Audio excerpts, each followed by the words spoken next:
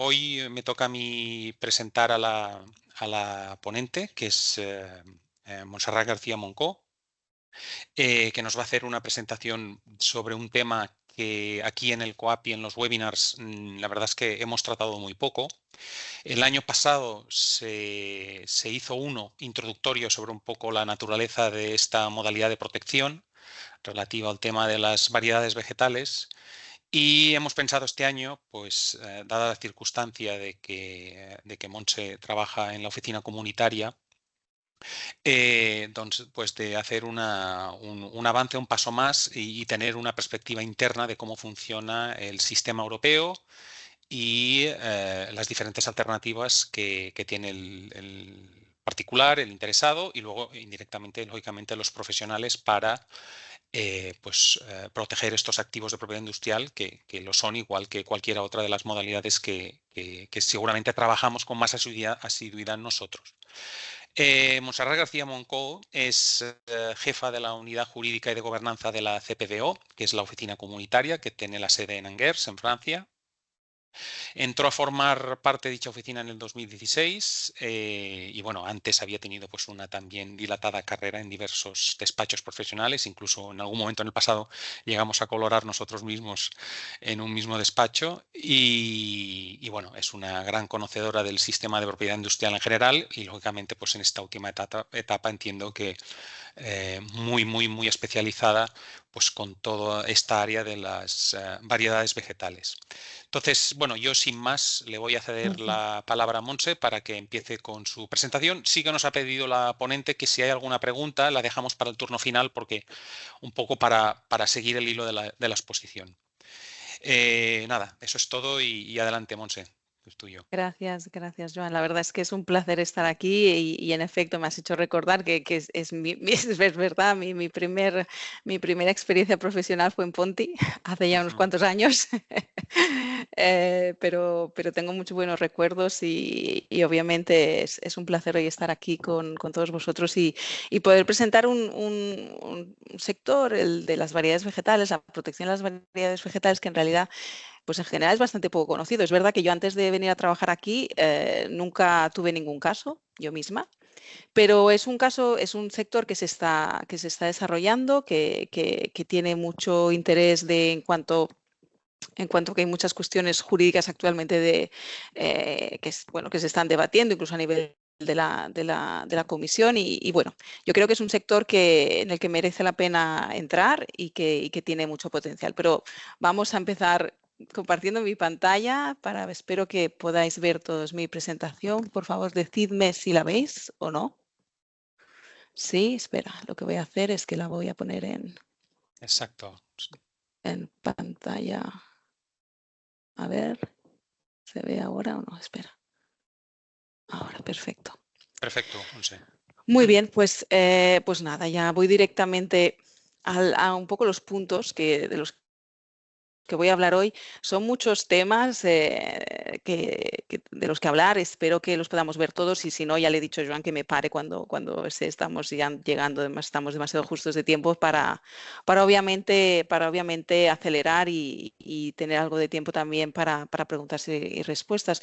Aquí un poco los principales puntos serán, empezaré hablando de la innovación vegetal, las variedades vegetales, porque creo que es también importante poner a todo el mundo en situación de lo que estamos hablando, de la cuestión de cómo se crean nuevas variedades vegetales, de la importancia de crear estas nuevas variedades y por qué también es esencial protegerlas, de cómo se protegen en la Unión Europea, el rol en esta protección de la Oficina Comunitaria de Variedades Vegetales en la que trabajo, el procedimiento de concesión, que supongo que es algo que igual puede ser de interés hoy, pero también procedimientos legales ante la oficina y algunas estadísticas acompañadas con una mención igualmente del SME Fund, que también se aplica a la protección de variedades vegetales, pues por si también pudiera ser de interés. Entonces, yendo directamente a lo que sería la innovación vegetal, ¿no? Al fitomejoramiento, que también se llama así. Pues es un proceso creativo guiado por la ciencia de desarrollo de nuevas variedades. La idea es que sean superiores o diversas de sus parientes. Entonces, para ello, los fitomejoradores lo que hacen es usar instrumentos, pues los clásicos de cruce y selección, pero también otros más modernos, como la mutuación, el cultivo de tejidos. Incluso actualmente hay todo un debate en relación con la edición genética, las nuevas técnicas genéticas pues, que se están usando y que están acelerando también los procesos de obtención de nuevas variedades. En todo caso, para tener alguna idea de cómo funcionaría, ¿no? Lo que se hace básicamente es que se cogen los rasgos más interesantes de una variedad vegetal que existe, se seleccionan y se cruzan para crear una variedad que tenga las características que se desean. Es decir, en el ejemplo que se ve en la pantalla, lo que se quería obtener era tener el tamaño grande del bell pepper unido a la consistencia y el picante del jalapeño. Entonces lo que se hizo fue cruzar precisamente material de estas dos especies y se hizo en varias ocasiones, o sea, es necesario repetirlo, repetirlo, repetirlo, hasta finalmente se consiguió obtener este jalapeño popper que, como vemos, no es que sea enorme, pero ya es más grande que el jalapeño normal, manteniendo a su vez esta consistencia y manteniendo a su vez esta picantez. Esto es un poco lo que sería. Entonces, ¿por qué es importante, ¿no? ¿A dónde nos ha llevado? ¿Qué es lo que hemos conseguido con esta innovación vegetal que llevamos millones de años haciendo en la humanidad? Pues aquí igual me gustaría saltarme la regla de no intervenir porque quería plantearos un pequeño quiz, ¿no? Estos son todos ellos especies que comemos cada día o casi cada día actualmente. No sé si alguien, alguien es capaz de adivinar o intuir de lo que estamos hablando, de qué se trata. No sé si alguien en el chat quiere compartir algunas ideas de lo que podría ser esta de aquí arriba o esta de aquí. No sé si hay alguien que se anima. Sí, Yo estoy mirando con detalle, Monse, y no sé si voy a ser de mucha ayuda. Seguro que puede que haya probado algo de eso, pero seguro, no, te lo prometo. Esto es no. esto es como era originalmente, Ya, ya, ya. Sí. pero ha cambiado porque, bueno, ya directamente paso, ya veo que no os animáis, pero así es lo que es, o sea, esto es lo que comemos ahora. O sea, Ah, son plátanos, maíz, berenjena. Claro, la evolución que se ha producido, pues obviamente, si pensamos en el plátano, las semillas que tenía originalmente, o el maíz o la misma berenjena, pues obviamente eran posibles de consumir o con mucha dificultad y gracias a la innovación vegetal lo que hemos conseguido es pues, que este material inicialmente incomible, incomestible o que podía causar enfermedades o que podía causar problemas a la salud, pues de repente a través del fitomejoramiento hemos conseguido tener alimentos en nuestra mesa que usamos día a día y que cubren todas nuestras necesidades. Y aquí en este sentido, quisiera recalcar el valor de la innovación vegetal. Los productos de la selección de plantas, y yo creo que los ejemplos que hemos visto ahora mismo pues son bastante claros de pues, que estos productos son de gran valor. Pero al mismo tiempo es importante saber que el desarrollo de nuevas variedades conlleva tiempo, mucho tiempo, a veces hasta llegar a 20 años, y costes elevados. Y aquí las empresas hemos descubierto en un estudio que hicimos hace un par de años con el observatorio de la WIPO, hemos descubierto que las empresas invierten hasta el 20% de su facturación anual en I+D. Las empresas que hacen fitomejoramiento. Y la verdad es que es uno de los porcentajes más altos que el porcentaje que invierten, por ejemplo, las empresas farmacéuticas o de biotech. Ahora bien, todas estas inversiones económicas, todo este tiempo, porque obviamente la selección no tiene garantía de éxito. Un obtentor puede estar durante mucho tiempo seleccionando, cruzando especies o variedades para conseguir una nueva variedad que sea mejor, pero no hay ninguna garantía de que lo vaya a conseguir. E incluso aunque lo consiga, que esta variedad realmente llegue al mercado y que tenga éxito, es decir, que pueda tener un retorno, pues es un poco, no siempre está garantizado. Y es por ello que esta inversión tan necesaria para todos en I+D de cara a seguir desarrollando nuevas variedades vegetales requiere de incentivos. Y aquí es donde la IP pues, entra en juego permitiendo un rendimiento justo de la inversión. Las variedades vegetales, ¿no? Estamos hablando de innovación vegetal para conseguir nuevas variedades vegetales. ¿Pero qué es una variedad vegetal? Igual os lo preguntáis. Aquí me gustaría referirme al artículo 5.2 del reglamento 2100/94, al que aludiré en varias Perdona, ocasiones. Monse, es que Sí. creo que se ha perdido la presentación. Te estamos viendo solo a ti. ¡Ay! Como que has dejado de Vaya. compartir, creo, ¿eh? Ay, ay, ay, ay, ay, Ujú. espérate. Espérate. Pues espera, porque yo no me había dado cuenta de nada de esto. Vale. Minimizo.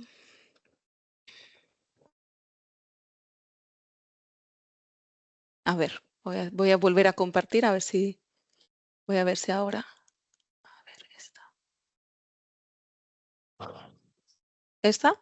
Ahora, sí, ¿Ahora la exacto. veis? Sí, Vale.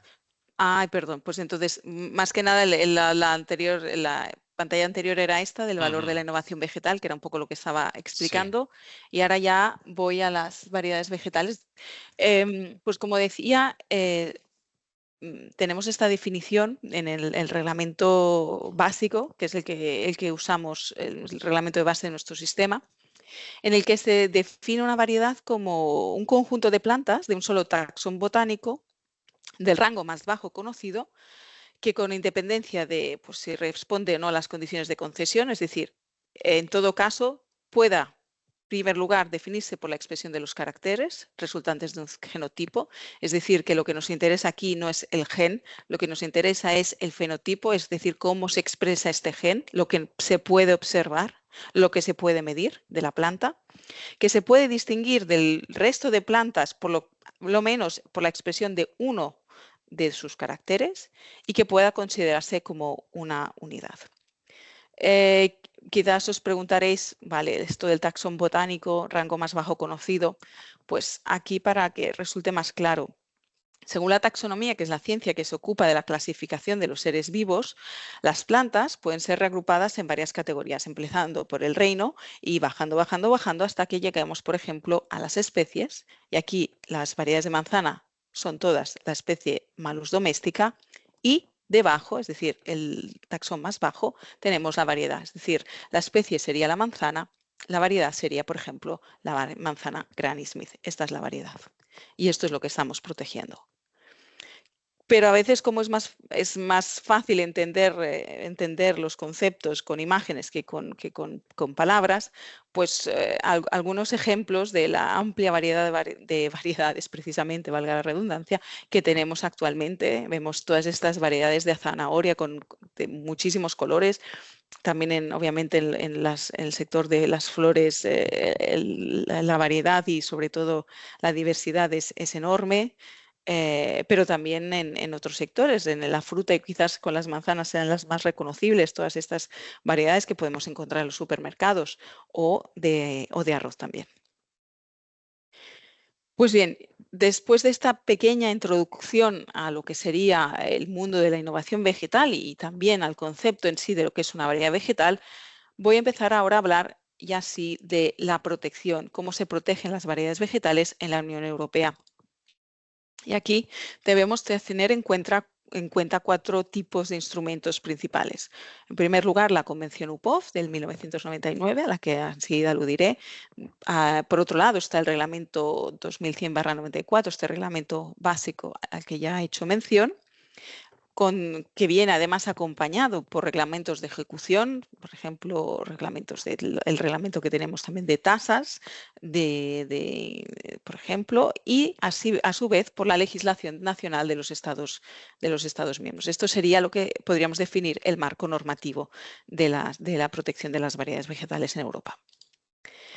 La Unión Europea ha implantado un sistema sui generis de protección de obtenciones vegetales conforme a lo que se establecía en el acuerdo de los APICs. En realidad, este acuerdo lo que hace es establecer la obligación de proteger las obtenciones vegetales y da la opción de elegir entre, por un lado, las patentes, por otro lado, un sistema sui generis o, finalmente, una combinación de ambos. La Unión Europea optó por el sistema sui generis de protección y el cual se basa a su vez en el Convenio Internacional para la Protección de las Obtenciones Vegetales de la UPOV, que es de esta Organización Internacional para la Protección precisamente de las Obtenciones Vegetales, en concreto el Acta de 1991. Se pueden proteger variedades de todos los géneros y especies botánicas, incluso híbridos entre especies. En todo este tiempo que llevamos funcionando, que son casi 30 años, la oficina ha recibido solicitudes para más de 2.000 especies vegetales diferentes. Yo creo que estamos en más de 2.400 incluso. Y la duración del derecho es 25 años desde la concesión o 30 años para vides, patatas, bulbos y otras especies definidas. ¿Cuáles son las ventajas del sistema europeo de protección? Pues aquí, en línea con lo que nos encontramos con el sistema de marca europea, el sistema de diseño europeo, también tenemos que con una única solicitud, un único procedimiento, como resultado además de un examen técnico, solo uno, conseguimos tener una única decisión que produce efectos en los 27 Estados miembros de la Unión Europea y que además a ello se le añade el hecho de que cualquiera puede presentar la solicitud. Obviamente, como pasa con el sistema de marcas, como se pasa el sistema del diseño, pues el ahorro en tiempo, en costes, en facilidad de gestión que supone tener un único sistema centralizado de protección con un único interlocutor en un único idioma, pues es muy importante y esta sería seguramente una de las claves del éxito del sistema. Como ya he mencionado, la protección es uniforme en los 27 Estados miembros. El sistema europeo coexiste con los sistemas nacionales, aunque aquí hay que resaltar que no todos los países de la Unión Europea tienen sistema nacional de protección. Hay 4 países que no lo tienen: Luxemburgo, Malta, Chipre y Grecia. Ahí solamente existe el sistema, únicamente está vigente el sistema europeo de protección. Al mismo tiempo hay una prohibición de doble protección, es decir, que mientras exista la protección europea, o sea, no se pueden solicitar no se puede tener a la vez ambos títulos, y si por lo que fuera hubiera un derecho nacional existente, no se puede hacer valer durante la protección de la Unión Europea, del título europeo, vamos. El rol de la oficina, que es la que trabajo y que está situada bueno, se ve aquí un poco una foto de Angers. Somos una agencia de la Unión Europea responsable de la concesión y administración de la protección comunitaria de las obtenciones vegetales. Estamos situados en Angers, en Francia, y es operativa desde el 1995. Al igual que pasa con la WIPO, es autofinanciada, con las tasas que tienen que pagar los usuarios para obtener la protección. Y bueno, en realidad somos una agencia bastante pequeña, unos 55 empleados de 14 nacionalidades, y trabajamos en las 24 lenguas de la Unión Europea. Y estamos bajo la autoridad del Consejo de Administración de la oficina, que está formado por representantes de cada uno de los Estados miembros, a lo que se añade también la Comisión y otros observadores también. Entonces, aquí tenéis una foto esto es una foto de la oficina de aquí de Angers, y esto sería el organigrama de la oficina. Como se puede ver, está el Consejo de Administración por encima de la presidencia, tenemos una sala de recursos independiente, tenemos también un sistema de audit de calidad. Y bueno, está el Departamento de Presidencia con el presidente y la vicepresidenta, la señora Nuria Urquía Fernández también, y los 4 unidades, entre ellas la legal. El procedimiento de concesión. ¿Quién puede solicitar la protección? Pues, como he dicho antes, en realidad cualquiera, ¿no? La idea antes de mencionar el hecho de que cualquiera puede solicitar la protección, pero lo que me refiero sobre todo es que cualquier persona de cualquier estado puede solicitar la protección. Ahora, en realidad, hay unos requisitos, ¿no? Tiene que ser la persona que puede obtener, es la persona que obtuvo o que descubrió y desarrolló una variedad, en primer lugar. También puede obtener esta protección o puede solicitar esta protección el empleador de dicha persona, pero esto está sometido a lo que establezca la legislación nacional al respecto. Y finalmente, el causaviente de la primera o segunda persona mencionadas, es decir, cualquiera, el causaviente del obtentor o el causaviente del empleador podrían solicitar la protección. De manera muy esquemática, el procedimiento de solicitud, pues este procedimiento inicia con la presentación, normalmente es en la oficina, seguido se publica, hay un examen formal y sustantivo que hacemos en la oficina, seguido de un examen técnico que se hace en las oficinas de examen, como a continuación explicaré, y este procedimiento culmina con la decisión final de concesión de derecho o rechazo de la solicitud. Para obtener un título de protección en la oficina de protección europeo, hay 5 requisitos. La distintividad, la homogeneidad y la estabilidad, que son los requisitos técnicos, y luego la novedad y tener una denominación varietal adecuada, que son requisitos sustantivos. Entonces, empezando por los requisitos técnicos. La distintividad, ¿qué quiere decir? Pues una variedad presenta carácter distintivo cuando es claramente distinguible de cualquier otra variedad existente.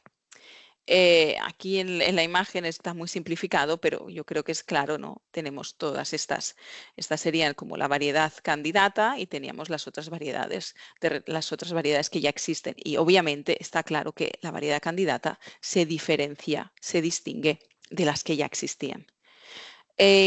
En cuanto a la homogeneidad, segundo requisito, una variedad se considera homogénea si es suficientemente uniforme la expresión de sus caracteres, es decir, que tiene que ser igual. Todas las plantas que se cultiven de la variedad tienen que ser iguales. Se permite un cierto número muy pequeño de off-types, de casos distintos, pero es un número muy, muy, muy reducido porque en realidad tienen que ser todas las plantas iguales. Y una variedad se considera estable si la expresión de los caracteres pertinentes permanece inalterada en el tiempo, es decir, que a lo largo de los años, a lo largo de varios ciclos de reproducción, la variedad se conserva igual, no cambia. Y ahí, si es así, pues se considera que este requisito también se cumple. Como he mencionado antes, en el examen técnico lo que se hace es que se analizan estos requisitos DHE o DUS en inglés, los cuales se analizan sobre la base de protocolos técnicos. ¿Y cómo se hace? Pues se cultivan. Las variedades se cultivan en las oficinas de examen. Esta es una gran diferencia como en otros sistemas, por ejemplo, el de las patentes, que es todo papel. Aquí no, aquí realmente estamos hablando de la protección de material vivo y como tal necesitamos cultivarlo para poder observar cómo se expresa ese material. Entonces necesitamos cultivarlo junto a las variedades de referencia, es decir, cultivamos la variedad candidata al lado de las variedades ya existentes y vemos cómo van creciendo, cómo van evolucionando y vemos cómo se desarrollan, cómo se expresan. En este sentido, uno de los motivos obviamente es que, por un lado, la oficina no tiene infraestructura técnica propia, también sería imposible tener campo suficiente para poder cultivar todas estas variedades, variedades de las que recibimos solicitud y además también sería imposible en términos de que muchas variedades se obtienen y deben ser cultivadas en condiciones climáticas muy concretas que no necesariamente tendríamos, no sé. Entonces, ¿cuál ha sido la opción de nuestro sistema? ¿Cuál ha sido la solución que se ha encontrado?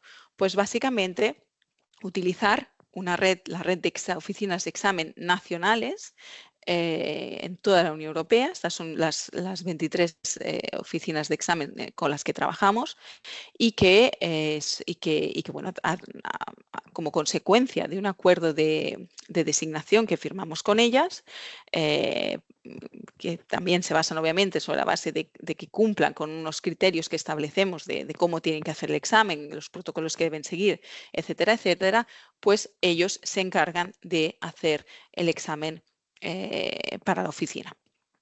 Entonces, algunos ejemplos de algunos, para que veáis, ¿no? Estos son algunas fotos, en primer lugar, de la oficina de examen austríaca. Aquí podéis ver, por ejemplo, estos campos donde hay líneas, donde se van cultivando pues, eso, las diferentes variedades, la candidata con las de referencia, y cómo los examinadores luego las van observando y las van midiendo y van tomando nota.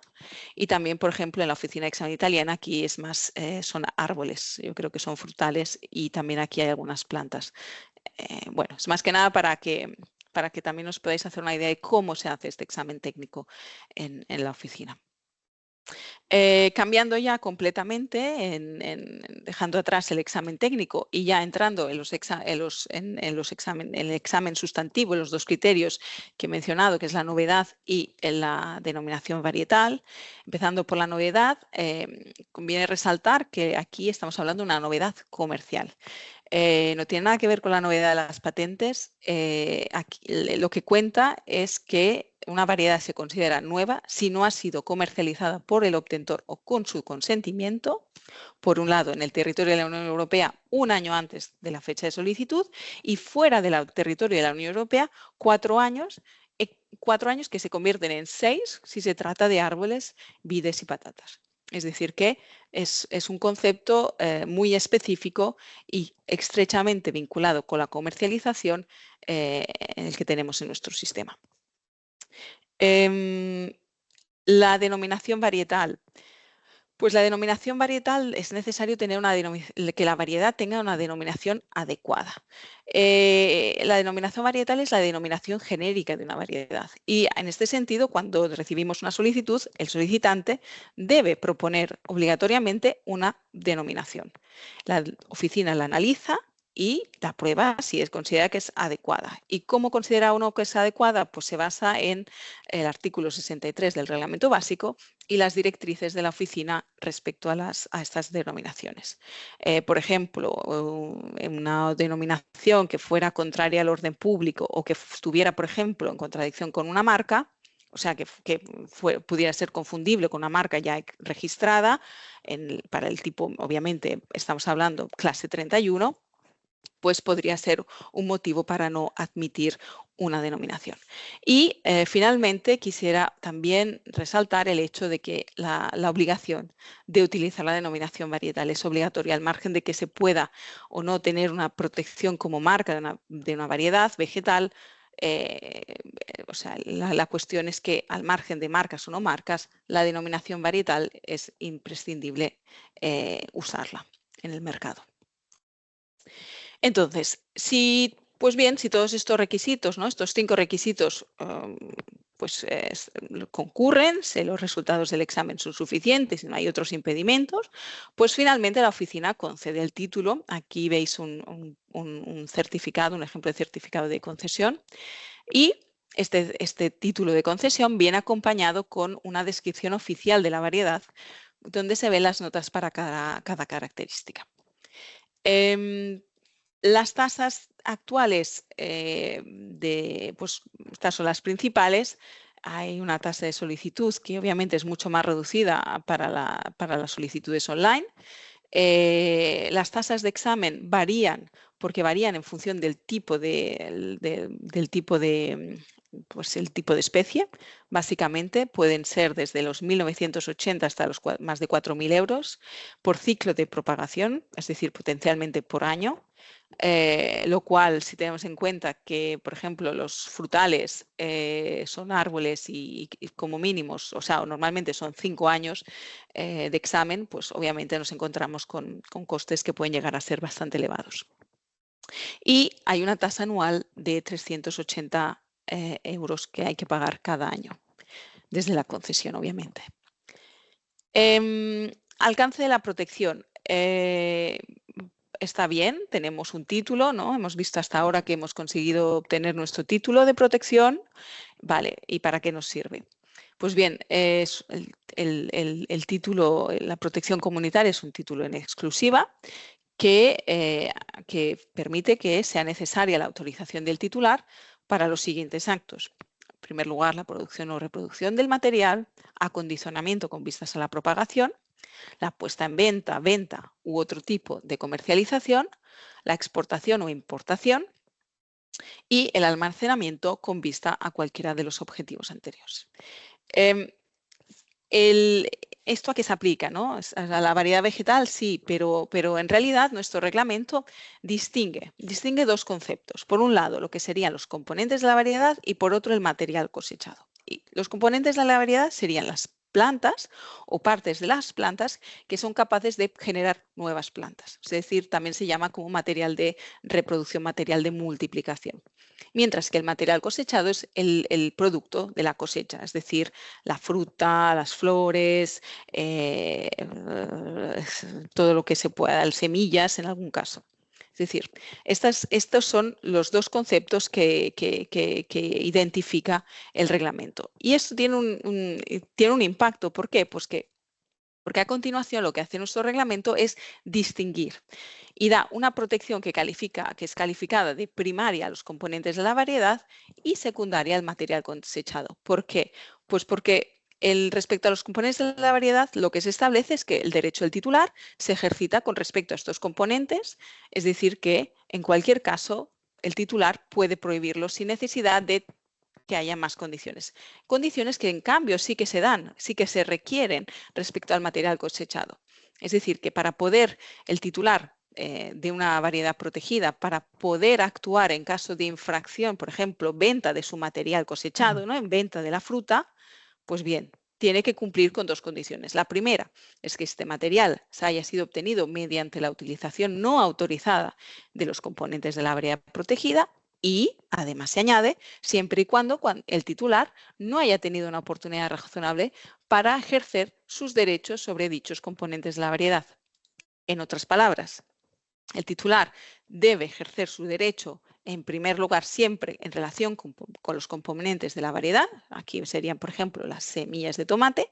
Y solo si no ha tenido esta oportunidad, podrá ejercer su derecho respecto a el material cosechado, es decir, en este caso, los tomates, que son derivados de esta utilización no autorizada. Esto es lo que se denomina la tutela en cascada de los derechos de los obtentores. Y, bueno, también, como cualquier otro derecho de exclusiva, está sometido a límites, a excepciones. El artículo 15 de nuestro reglamento básico es el que establece estas limitaciones para actos privados no comerciales, para actos con fines experimentales, pero aquí sobre todo me gustaría hacer hincapié en esta exención del obtentor, ya que es la que es denominada la clave de nuestro sistema, y es que lo que permite es el uso de variedades protegidas para la creación de nuevas variedades y su comercialización posterior incluida. Es decir, que en realidad cualquier obtentor puede usar cualquier variedad existente en el mercado para desarrollar nuevas variedades y comercializarlas sin necesariamente tener que, por ejemplo, pagar una licencia. Es quizás uno de los aspectos más importantes también del sistema de protección de las variedades vegetales. Y finalmente también el privilegio del agricultor, que está vinculado con la posibilidad de poder utilizar el material de cosecha, por ejemplo, las semillas de... Yo unos días votas así, manera yo sé que no te digan que está en contacto, pero encima sé que empiezan a mover detrás de los drones y todo esto. Perdón, Montse, he Sí. silenciado, había un Vale, micro vale, abierto. gracias. Disculpas, Vale, Sigue, vale. sigue. Nada, simplemente que está el privilegio que permite también usar usar material de cosecha, por ejemplo, usar semillas y usar una parte de las semillas que se cultivan de un año y una parte venderla, pero la otra parte usarla para volverlas a cosechar el año siguiente. Entonces, este uso se permite, está sometido normalmente a una licencia, pero en el caso de pequeños agricultores no hay ni siquiera que pagar ningún royalty. Es un caso también muy concreto, no voy a entrar en ello porque también daría también para una charla más larga, pero visto el tema, solamente lo quería mencionar para que se conociera. Y bien, con esta parte concluyo lo que sería el alcance de la protección, pero bueno, visto que también como responsable de la unidad jurídica y también porque es el público, son agentes de propiedad industrial, también me parecía interesante hacer referencia a los procedimientos legales ante la oficina. Aquí estamos hablando principalmente de tres, de la oposición, de la anulación y la nulidad, después seguidas por posibles recursos ante la sala de recursos, incluso ante el Tribunal de Justicia. Pero, bueno, respecto a estas tres, que son las que gestiona directamente la oficina, por un lado tenemos la oposición, que se puede hacer desde la publicación y hasta la concesión, o sea, durante toda la vida del procedimiento de concesión, básicamente. Y una vez que el título es concedido, lo que se puede hacer es, obviamente, también presentar una solicitud para anular o declarar nulo el título de protección ya concedido. Respecto a la oposición, ¿quién puede presentar una oposición a una solicitud? Pues lo puede hacer cualquier persona, lo tiene que hacer por escrito y se puede hacer en cualquier momento después de la solicitud de la publicación y antes de la fecha de concesión, si bien aquí es importante señalar que en caso de una oposición a la denominación, en este caso el plazo es más corto, bastante más corto, pues únicamente son los 3 meses siguientes a la publicación de la denominación propuesta por el solicitante. Ya he mencionado que debe hacerse por escrito y en una de las lenguas oficiales de la Unión Europea. También que es necesario un representante procesal si el opositor no está domiciliado en la Unión Europea. También para el solicitante tiene que tener este representante si no está domiciliado en la Unión Europea. Dos aspectos a tener en cuenta es que el primero, que los opositores se convierten en partes del procedimiento y esto tiene su relevancia porque tienen acceso a todos los documentos del expediente. Y en segundo lugar, señalar que las decisiones pueden, aunque no necesariamente, pero pueden adoptarse junto con la decisión de concesión o denegación. Los motivos para presentar una oposición son, en primer lugar, falta de novedad, falta de carácter distintivo, falta de estabilidad, falta de uniformidad, carencia de derecho a la protección y denominación varietal inadecuada. Todos estos obviamente están vinculados estrechamente, pues obviamente con los requisitos también de protección. En cuanto a la solicitud de anulación, en realidad se puede solicitar por cualquier persona, pero también por la oficina de oficio. Y la verdad es que normalmente muy rara vez recibimos solicitudes de anulación, es más la oficina de oficio quien las inicia. Se puede iniciar, como he señalado antes, en cualquier momento tras la concesión del derecho y, de hecho, durante toda la vigencia del derecho, es decir, que durante los 25 o 30 años que dura, se puede presentar en cualquier momento esta solicitud de anulación y también aquí, por escrito, en una de las lenguas oficiales. Y si estamos hablando de un solicitante de fuera de la Unión Europea, tiene que designar un representante procesal de la Unión Europea. Aquí también los solicitantes de anulación son partes en el procedimiento y tienen acceso al expediente. Y quizás el aspecto más importante es que si el recurso prospera, o mejor dicho, si la acción prospera, el título se anula con efectos ex nunc en el futuro. Es decir, que se considera que el título ha existido y ha tenido efectos hasta el momento de la cancelación, pero no más allá de dicha anulación. Y esta resolución se publica en el boletín oficial de la oficina. Los motivos los tenéis aquí, obviamente aquí son distintos. La mayoría de los casos que tenemos, y ahí es donde insisto en el hecho de que es la oficina la que los inicia por iniciativa propia, es la falta de pago de tasas. La falta de pago de tasas anuales es la causa principal de anulación, a veces incluso por despistes o problemas de gestión, lo cual es una pena porque la tasa es muy baja.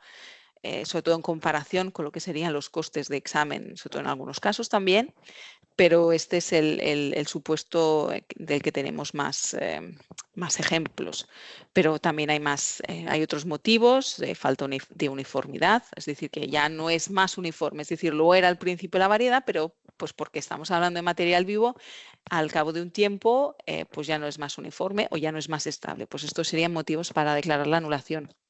también la pérdida de capacidad para presentar la solicitud, que nos envíe la información para la verificación técnica que podemos hacer, es decir, en cualquier momento la oficina puede hacer precisamente verificaciones técnicas para comprobar que siga siendo uniforme, siga siendo estable, es decir, que se mantenga en el tiempo la variedad y de nuevo la falta de denominación adecuada. El tercer procedimiento legal ante la oficina estrictamente es la solicitud de nulidad. Estos también tenemos bastantes. Aquí puede presentarlo cualquier persona con un interés, habría que añadir, con un interés, y la oficina de oficio. Aquí es donde más tenemos solicitudes de terceros. No es la oficina en algún caso ha iniciado de oficio, pero esto suele ser más a solicitud de partes interesadas.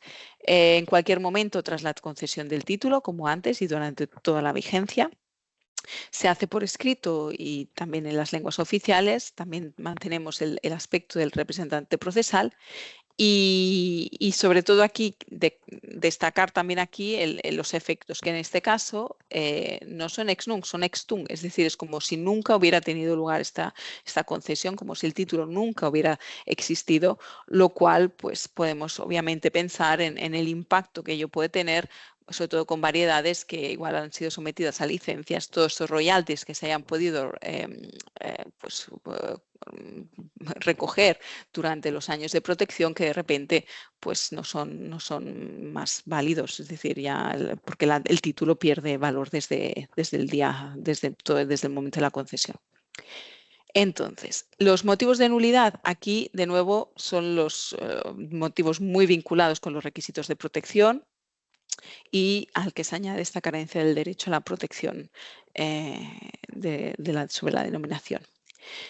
Y bueno, como he señalado antes, obviamente estos son la posición, la anulación y la nulidad, son los procedimientos ante la oficina, es decir, la oficina gestiona directamente estos procedimientos, pero luego, obviamente, es posible apelar. Aquí es curioso porque nuestro reglamento establece una lista concreta, cerrada, de supuestos de decisiones apelables ante la Cámara de Recursos, entre los que están obviamente todas las decisiones de nulidad, de anulación, de oposición, pero también el rechazo o concesión, temas de gastos, de reparto de gastos, de tasas, licencias obligatorias de explotación. Todas estas decisiones que están en pantallas son apelables ante la Cámara de Recursos, que como hemos visto en el organigrama es un órgano de la oficina, pero es un órgano independiente. La Cámara de Recursos es muy diferente a lo que, por ejemplo, igual de lo que pasa en, por ejemplo, la UIPO, ¿no? Aquí lo que tenemos es, la Cámara está compuesta por un procedente que es permanente, es el único cargo que es permanente, que es ahora actualmente Stefan Martin, y otros 2 miembros que son nombrados para cada caso por el presidente. Es decir, no tenemos una Cámara fija, tenemos un presidente fijo que trabaja para cada vez que hay un caso, y lo que tenemos también es un secretario de la Cámara de Recursos que es, digamos, el que asegura toda la parte de gestión administrativa. Pero no es un órgano que está todo el rato permanentemente en función, porque no tenemos ni una casuística tan elevada como en, por ejemplo, la WIPO, y también porque cada caso es tan distinto que, bueno, pues es también ahí la tarea del presidente de definir para cada caso quién puede ser de la lista de miembros que están dentro de esta lista de miembros de la Cámara de Recursos, cuál es elegir. Aquí tenemos, por un lado, miembros técnicos y miembros jurídicos, con lo cual siempre tiene que haber como mínimo un miembro calificado con conocimientos jurídicos, pero en función del caso hay veces que son todos jurídicos o un jurídico más 2 técnicos. Es también en cada caso pues es el presidente el que lo decide. La Cámara es responsable de decidir obviamente sobre estos recursos presentados contra las decisiones de la oficina, y los miembros son independientes. y aquí obviamente la oficina es parte del procedimiento y tenemos que defender las decisiones de la oficina. También no lo he puesto aquí, pero las decisiones de la Cámara de Recursos son apelables a su vez ante el Tribunal de Justicia de la Unión Europea. Y bueno, tampoco tenemos una casuística tan elevada, pero sí que tenemos varios casos, además de gran complejidad técnica. Pero bueno, la verdad es que los jueces del tribunal, sobre todo el Tribunal General, son bastante buenos y lo hacen muy bien. Para concluir, siempre me parece útil concluir con estadísticas. También al final haré referencia al SME Fund. Pero las estadísticas siempre me parecen interesantes porque es como poner en perspectiva o ver en realidad en qué se reflejan todas estas explicaciones, ¿no? Todo este sistema del que he estado hablando, ¿no? Bueno, pero en la práctica, ¿qué tenemos? Y bueno, estas son estadísticas entre el 95 y el 2023, es decir, que ahora faltarían los números de este año, pero yo creo que son ya igualmente bastante completas. En este tiempo hemos recibido 81.000 solicitudes, más o menos, unas 3.500 al año. Se han concedido más de 65.000 títulos y de ellos 31.000 aún siguen en vigor. Muchos han sido, por un lado, bueno, los titulares los han abandonado, pero también estamos ya empezando a ver pues, títulos concedidos al principio que ya empiezan a caducar, pues porque los 25 años de protección ya han pasado. Un aspecto que cuando llegué a la oficina me pareció interesante y que me sorprendió es el hecho que la mayoría, bueno, la mayoría de solicitudes son del sector ornamental. Aquí hay una grandísima hay un grandísimo sector muy importante de fitomejoramiento de flores y la verdad es que se nota en que casi siempre el top one son los ornamentales, seguido por las especies agrícolas, después por los vegetales y finalmente el sector frutícola, donde es verdad que ahí, por ejemplo, en España es donde es uno de los más potentes, también en vegetal, pero en frutícola España siempre ha sido de los que más solicitudes ha presentado. El top list de solicitantes de la Unión Europea, pues también otra de las sorpresas que me encontré al llegar aquí fue el hecho de descubrir que el top one, pero con diferencia, son los Países Bajos. Pero con mucha diferencia, seguido de Alemania y Francia. Y bueno, tenemos aquí también entre el top a España, después de Italia, pero bueno, luego también siguen otros muchos más con muchas menos solicitudes. Fuera de la Unión Europea, el principal solicitante es Estados Unidos, seguido por Suiza. También hay que pensar que hay algunas grandes compañías en el sector que tienen la sede social en Suiza y obviamente después del Brexit, pues el Reino Unido también había sido siempre uno de los solicitantes más importantes, pues obviamente ahora sigue siéndolo como país de fuera de la Unión Europea. Y luego vendría pues ya Japón, Israel y Australia y otros muchos más. Y ya para realmente concluir, quisiera hacer referencia al hecho de que, bueno, no sé si supongo que lo conoceréis, pero el SME Fund, bueno, ya participamos el año pasado, pero este año ha habido un incremento bastante importante en los importes que se reembolsan en relación con solicitudes de variedades vegetales. Ahora se reembolsa, creo que es hasta el 75% de la solicitud de la tasa de solicitud y hasta el 75% de la tasa de examen del primer año, hasta un máximo de 1.500 euros, lo cual es yo creo que es muy positivo. No voy a entrar mucho en esto tampoco porque supongo que aquí posiblemente ya es un terreno conocido. Pues de solicitar este voucher para recibirlo, luego el request and pay for IP, o sea, y el reembolso. En todo caso, creo que lo más interesante es estos 1.500 euros que se pueden obtener, que es bastante superior a lo que se reembolsaba en el año pasado. Y pues esto, pues hay que, obviamente, tenemos un 75% que mencionaba que pues también me parece bastante relevante, porque también hay, el año pasado, por ejemplo, solamente el 50% de la tasa de solicitud. Este año ya estamos hablando 75% de la tasa de solicitud, pero también de la tasa de examen. Y bueno, estos simplemente los detalles de cómo funciona. Y nada, al final no ha sido tan largo como me esperaba, pero bueno, ya llego a la parte de preguntas.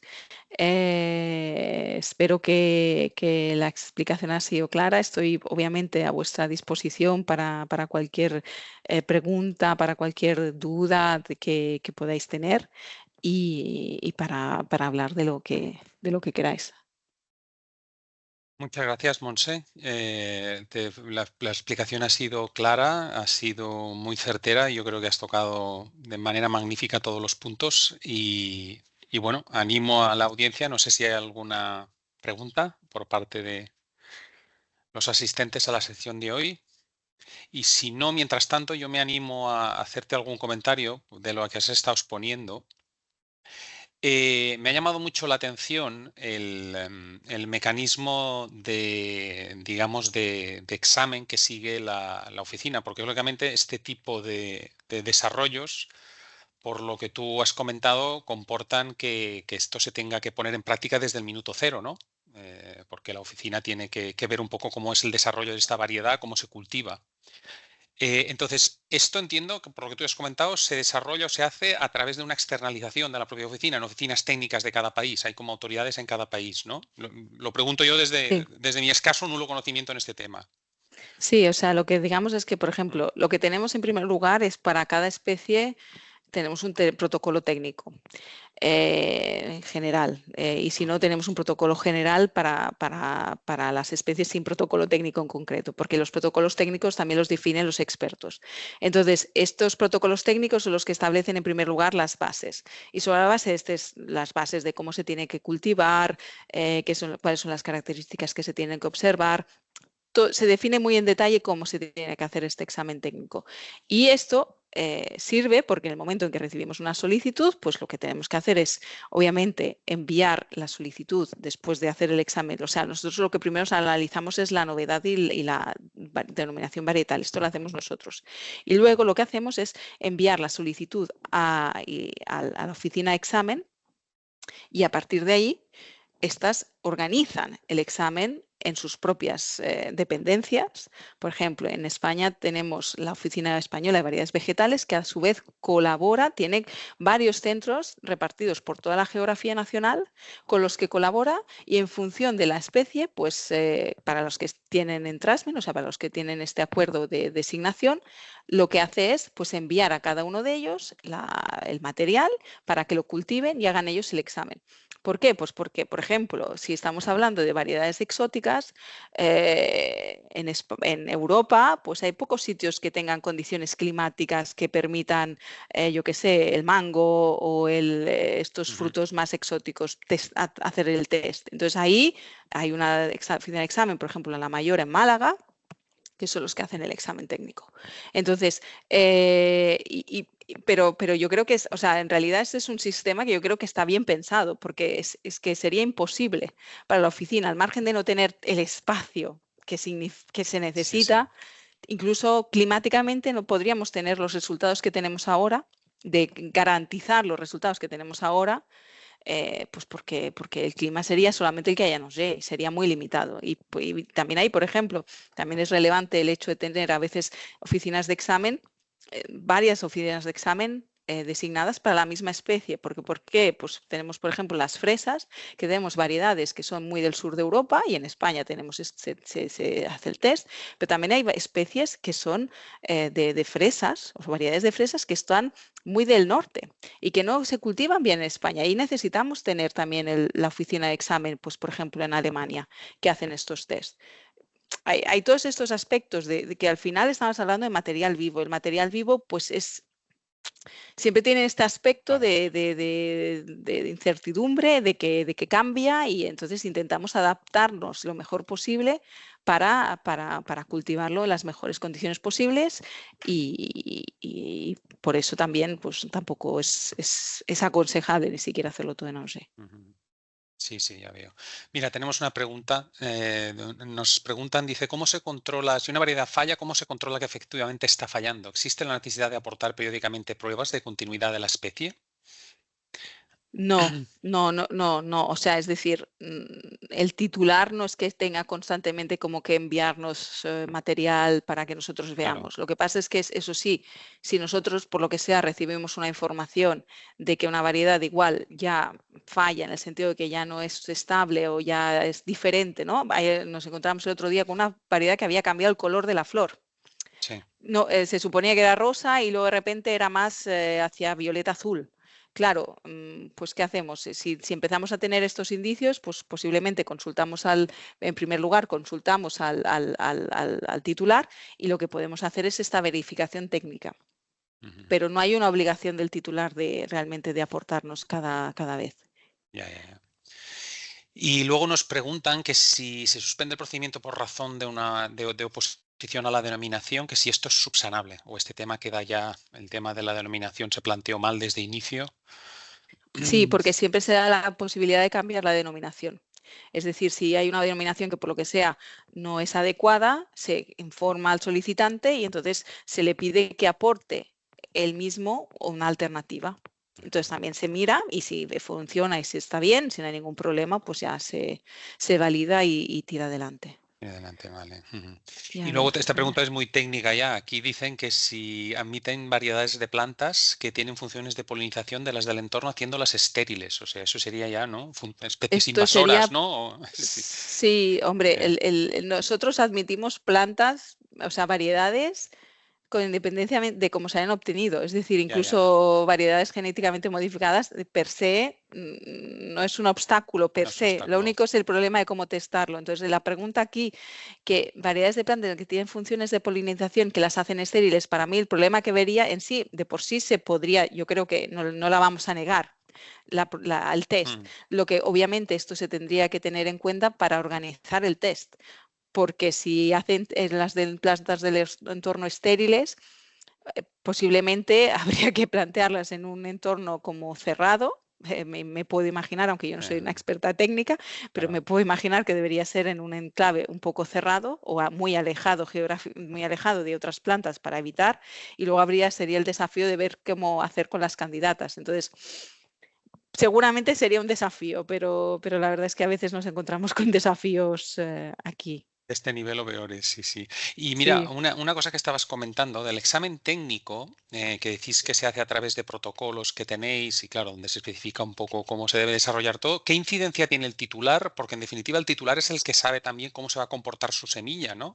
Y en qué condiciones y... Es Sí, decir, y nos ¿hay aquí puede, algún cierto, digamos, sí, intercambio de información por parte del titular? Esto se tiene que cultivar de esta manera, en estas condiciones sí, climáticas, con estos parámetros.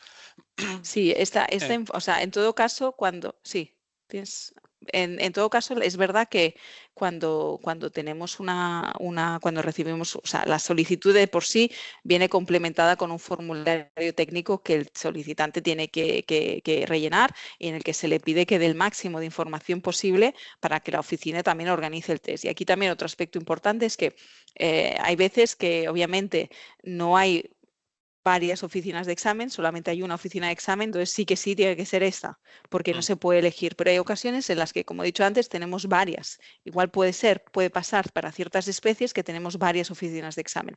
Y ahí sí que puede entrar en juego la propia opinión o incluso deseo del solicitante de que su variedad se cultive en una u otra. Y entonces es un criterio que se tiene en cuenta. Es decir, si hay varias oficinas de examen, a menos que hay algún motivo por el que una no se pueda usar y que tenga que ser una específicamente, pero si no, sí que se tiene en cuenta normalmente el propio deseo del solicitante de que su variedad se haga el examen técnico en una oficina, por ejemplo, yo que sé, de Portugal, porque es de Portugal y es donde cree que es mejor, por lo que sea. Y el solicitante puede, mientras se va cultivando, se va testeando, puede acceder a las instalaciones y ver cómo va Sí. evolucionando su... Sí, sí. De hecho, no he entrado mucho, pero Mm, es verdad que, digamos que normalmente, para hacerlo de manera muy simplificada, suelen ser 2 años de examen. excepto para algunas especies, por ejemplo, un caso claro son los árboles, son 5, puede haber alguno más, pero normalmente son entre 2 y 5 años. Entonces, en este tiempo, cada año, o sea, el primer año, lo que hace la oficina de examen es enviar un informe interino.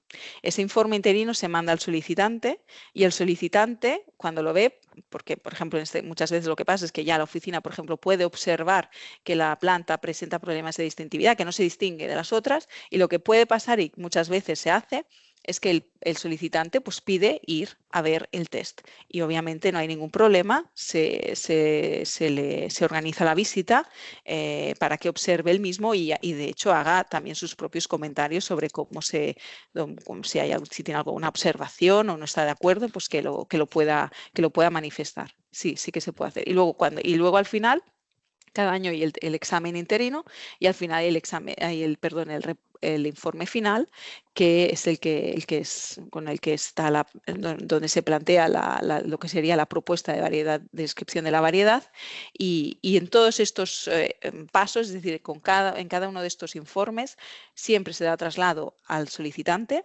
Tiene siempre derecho y oportunidad de hacer comentarios y también de ir a visitar el sitio donde se está haciendo el test.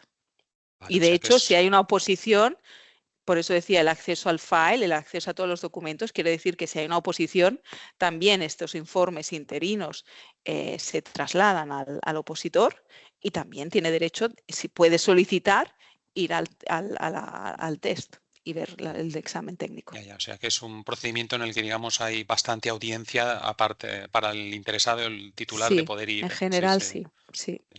Mira, nos preguntan también que si tenéis muchos conflictos de marcas por el tema de las denominaciones. Sí, la verdad es que ahí hay toda esta interfaz, marcas, incluso GIs, o sea, GIs, marcas, denominaciones varietales. Sí, o sea, más que conflictos nosotros directamente, lo que sí que, obviamente, en el artículo, o sea, en la clase 31 o en todo, o sea, en el reglamento de marcas sí que tienen como excepción o para proteger, pues por ejemplo en clase 31 si existe una denominación varietal previa, es decir, que se tiene en cuenta y también en la oficina, como he dicho, se tienen en cuenta derechos anteriores y entre ellos se incluyen las marcas. Por ejemplo, estamos en colaboración también con la WIPO para mejorar e incrementar el conocimiento mutuo para que ellos conozcan mejor incluso las bases de datos de la oficina donde pueden tener información sobre denominaciones varietales para también saber cuándo fueron, para tenerlas en cuenta a la hora de conceder una marca y también nosotros consultamos también sus bases de datos para asegurarnos de que no exista ningún derecho anterior que pueda entrar en conflicto. Pero sí, o sea, más que conflictos, o sea, lo que a veces sí que ha pasado, por ejemplo, es marcas concedidas en conflicto con denominaciones. Y ahí nosotros no podemos hacer nada más que comunicarlo y que sea la WIPO la que inicie un procedimiento para anular. Pero sí, tenemos el interfaz con marcas y luego tenemos el interfaz con las patentes, que es otro sector que tenéis también todos los frentes, claro. Estamos ahí Estáis metidos a mitad de con camino. todo, sí, la verdad es que sí. Comentabas también, mientras hay alguna pregunta, yo una última, si acaso, porque tampoco queremos abusar más de tu tiempo. Has explicado que el sistema convive con los regímenes nacionales de manera alternativa, ¿no? Es decir, que se opta por uno o se opta por el otro, ¿verdad? No es posible la doble protección, has enfatizado, ¿no? Entonces, cuando uno obtiene protección por uno, ya le decae absolutamente la opción de que en un momento futuro pueda saltar al otro sistema, aunque abandonase el anterior, digamos, porque ya estaría el tema afectado por divulgación, digamos, ¿no? No, o sea, el punto es que en nuestros reglamentos prohíbe la doble protección, o sea, que a la vez tenga una variedad, esté protegida por un título en vigor en la Unión Europea y un título en vigor a nivel nacional. Eso es lo que prohíbe. Esto no quiere decir que la práctica no exista, porque pasa. Por ejemplo, se pide el título, se inicia el procedimiento en España. Y en paralelo, en el plazo de periodo de gracia que también tenemos, se solicita en Europa, pero en vez de renunciar a la vía nacional, se sigue en paralelo. Entonces, ¿qué pasa? Mientras el título europeo esté en vigor, el título español no tiene efectos, no produce efectos. Entonces, obviamente, la única ventaja que yo veo que puede tener el hecho de mantener igualmente el título nacional es que, obviamente, si te cancelan el título europeo, como tiene un régimen uniforme, pues también la anulación, o sea, la nulidad de este título es para, como siempre, ¿no? Para toda la Unión Europea. Y obviamente pues sería una manera de que en caso de que se te anulara podrías mantener el título a nivel nacional. Pero vamos, en realidad o sea, también es un poco... Es porque uno piensa que realmente le van a anular y el riesgo, pero no sé si el riesgo en este caso compensa tener que pagar en paralelo tasas a nivel nacional y tasas de mantenimiento igual a nivel nacional, más las tasas a nivel europeo. Ya entiendo. Bueno. O sea, deben ser casos más rebuscados. No, sí, no en realidad no sé, yo no conozco muchos, sí alguno. No sé, a ver si tenemos alguna pregunta más. ¿Alguien más se anima? Y si no, a ver. Pues bueno, parece que no. Pues, vale. Montse, muchísimas gracias por tu participación, a ti y a la oficina por el tiempo y la disponibilidad. Creo que ha sido una magnífica oportunidad de que tuviéramos contacto con este campo que no ocupa mucho de nuestro tiempo y se demuestra que quizás deberíamos de profundizar más todos. Y nada, a los asistentes también agradeceros vuestro interés y esperamos poder seguir contando contigo en alguna futura colaboración y tener ocasión de vernos en el COAPI. Sí, muchas gracias. Gracias a vosotros por la invitación. Que vaya muy bien. Venga, hasta pronto. Gracias. Adiós, gracias. Gracias a todos. Adiós.